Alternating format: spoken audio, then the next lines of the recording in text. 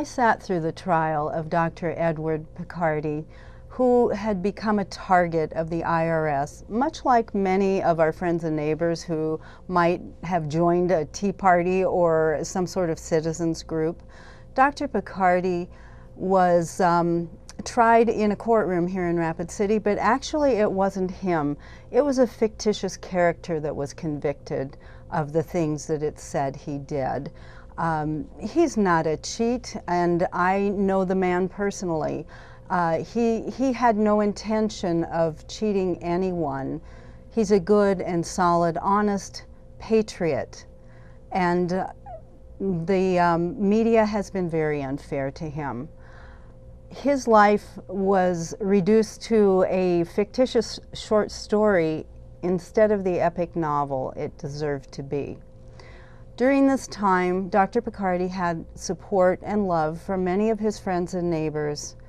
And because the media has been so unfair to him, I would like you to spend a little time listening to what he has to say. For once, he wants to be able to speak. If you would please listen to Dr. Ed Picardi, my friend.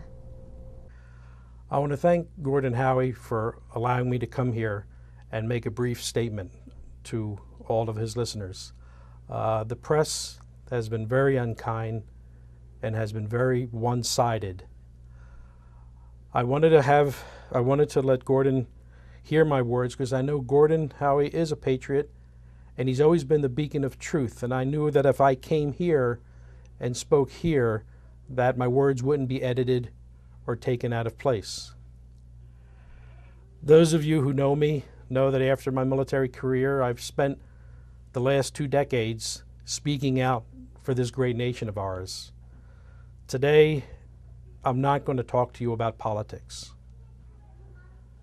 The main purpose for me to be here today is to sincerely and deeply thank my loving patients, my friends, and my family for your wonderful support, your friendship, and your trust in me.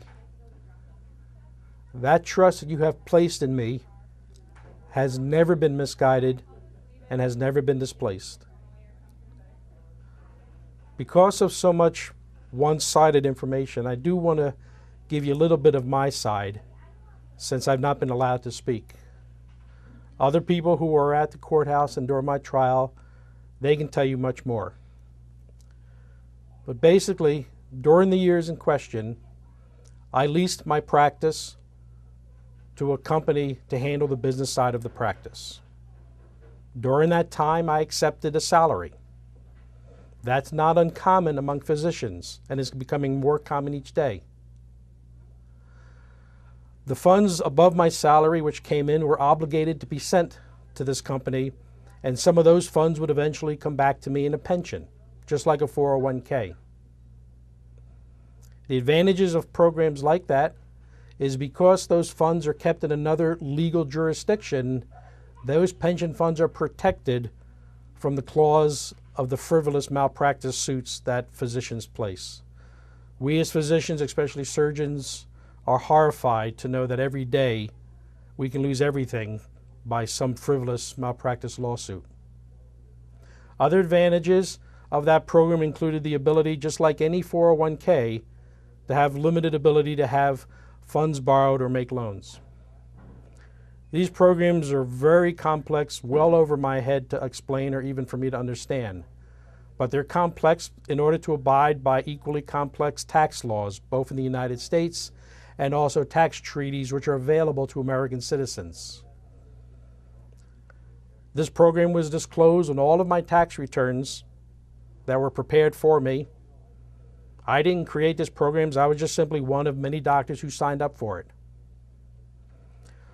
The IRS and the trial lawyers didn't like these kind of programs because just like a 401k, the taxes don't get paid until I get my pension. So in 2003, the IRS changed the rules prohibiting it, and we stopped it at that time.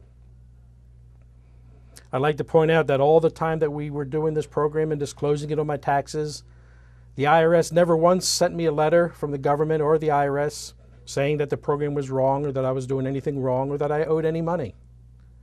In fact, contrary to the fact, the IRS sent a letter to my tax preparer, who is an accountant and a tax attorney, telling him that they looked into the program, and this was probably about the end of the Bush presidency, that they felt there was nothing wrong with the program and that no monies were owed. I can tell you that since then, the tax preparer, who I said is an accountant and attorney, he went through the same trial with another doctor in the East Coast. And the surgeon in the East Coast, he was found not guilty of the same charges that I was found guilty. I can tell you that we believe that mistakes were made during my trial. And in the United States, when mistakes are made, the United States system allows for an appeal process. And we are proceeding with the appeal process. But unfortunately and sadly, during the appeal process, the court permits the person to be incarcerated in jail. So Tuesday, I'm to report to begin my 5-year sentence and pray that the appeal process will be able to reverse the verdict. I can tell you that the government and the IRS has unlimited funds, and my refunds are limited, so all we have to do is pray to God that He will give guidance. But again, I didn't come here to talk about my trial. I came here because I wanted to let all of my friends and patients know that the trust that you have in me has never been abandoned and has never been betrayed. So I want to thank all of you people who know me so well, to know me as a just person, and I want to thank you so very, very much for your support. And I request prayers for me and my wife, Sandy. Thank you very much for your time.